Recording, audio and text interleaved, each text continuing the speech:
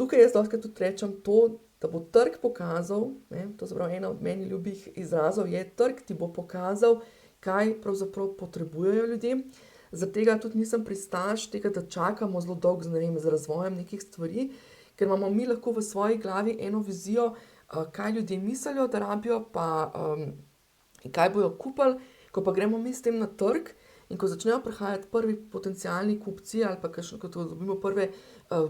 na prvih brezplačnih klicih prve potencialne stranke, pa v bistvu začnemo ugotavljati, da trg želi morda nekaj drugega, ne. Skratka,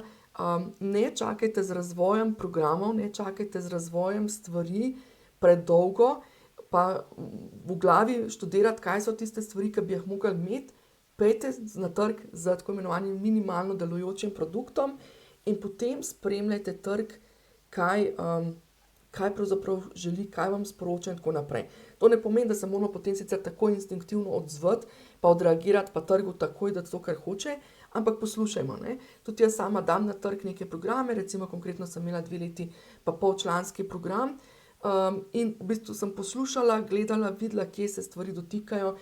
kje se stvari, zatikajo, katere stvari so pa dobre, in tako naprej, ne. In sem na podlagi tega potem priredila zadevo v nov program, ne. Vedno rečem, delamo nekje, neko strategijo oziroma neki svoj biznis delamo nekje za 2 leti, po 2 letih pa potem stvari obrnemo v neke